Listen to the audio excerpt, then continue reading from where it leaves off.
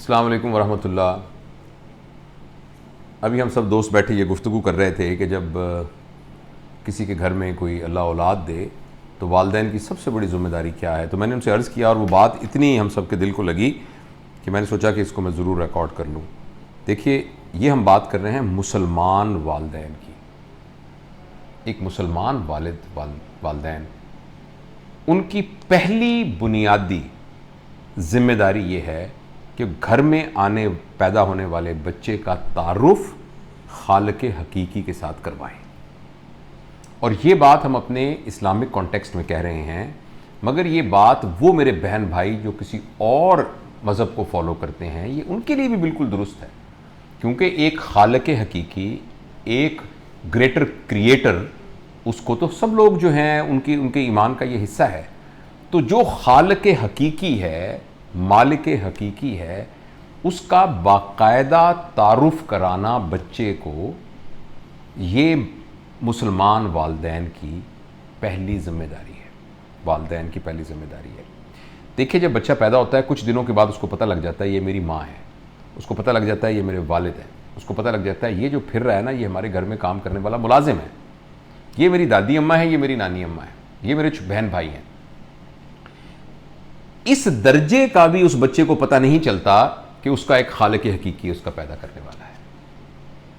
تو اس کے ساتھ تعارف کرانا، اگر یہ تعارف کرانا اسی صورت میں ممکن ہوگا کہ جب والدین کا اپنا خالق حقیقی کے ساتھ تعارف ہوگا۔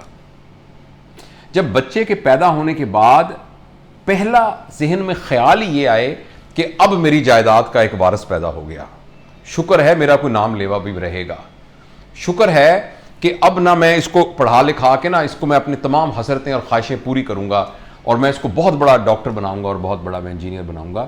اس ساری وش لسٹ کے اندر کسی جگہ بھی یہ چیز ڈاکومنٹڈ یا کم از کم اندرونی طور پر ہمارے یعنی احساس کا حصہ نہیں ہوتی کہ بھئی میرے ذمے ہے کہ میں نے اس کا تعارف خالق حقیقی سے کرانا ہے۔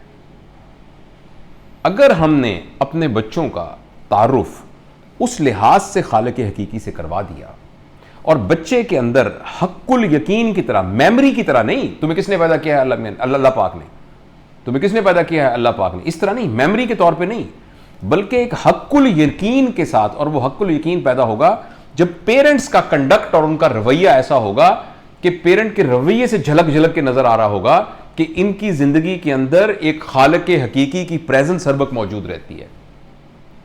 یہ بات اگر ہم اپنے بچوں کو سمجھا دی اور اپنے بچوں کی اس طریقے سے تربیت کر دی تو آپ نے پیرنٹنگ کا جو بنیادی گول ہے یا جو ذمہ داری جو اللہ پاک نے آپ کے اوپر احسان کیا کہ آپ کو اولاد دی، آپ کے ذریعے سے وہ اولاد آئی، اللہ کی مخلوق اس دنیا میں آئی، تو اس سلسلے میں جو آپ کی ذمہ داری تھی آپ نے وہ بنیادی ذمہ داری پوری کر دی۔ اور آپ ذرا اندازہ لگائیے، اور اس کو اندازہ لگانے کے لیے ایک مشق کیجئے۔ میں آج کل یہ مشق کرنے کی کوشش کر رہا ہوں، اللہ مجھے اس کی توفیق بھی دے اور میں اس کے استقامت بھی دے، کہ آپ صبح اٹھیں اور یہ کہیں کہ میں نے آج رات تک ہر وقت یہ بات اپنے ذہن میں رکھنی ہے کہ ایک پیدا کرنے والا خالق حقیقی، مالک حقیقی، رازق حقیقی مجھے دیکھ رہا ہے، اور اس وقت میں اس کی نظر کے اندر ہوں اور میں اس کے سائے کے اندر ہوں۔ آپ ایک پورا دن اس کیفیت میں گزاریں، تھوڑی دیر بعد بھول جائے گا آپ کو، یعنی آپ کھانا کھاتے وقت بھی ذہن میں رکھیں کہ ہمیں کوئی دیکھ رہا ہے۔ اس کے طریقے سے جب آپ کپڑے بدلنے گئے تو آپ نے دیکھا مجھے کوئی دیکھ رہا ہے، آپ اپنی اہلیہ سے بات کر رہے ہیں تو آپ اس وقت بھی آپ کے ذہن میں سب کانشیس میں رہا کہ مجھے کوئی دیکھ رہا ہے۔ آپ اس کیفیت کے ساتھ ذرا ایک دن جئیں تو آپ کو پتہ لگے گا کہ انسان کا درجہ کیسے اتنا زیادہ بلند ہو جائے گا اس کی اپنی نظر کے اندر اور اس کے سارے متعلقین کی نظر کے اندر۔ اس طرح کا مزاج، اس طرح کی ایمانی کیفیت اور اس طرح کی تربیت، یہ والدین سے بچوں تک پہنچنا ان بچوں کا حق ہے۔ اب اس کی جزیات کیسے ہیں، اس کو کیسے کیا جائے، یہ ہم کسی اور موقع پر کسی نشست میں اس کو ڈسکس کریں گے، لیکن آپ اس بات پہ ضرور غور کیجئے گا۔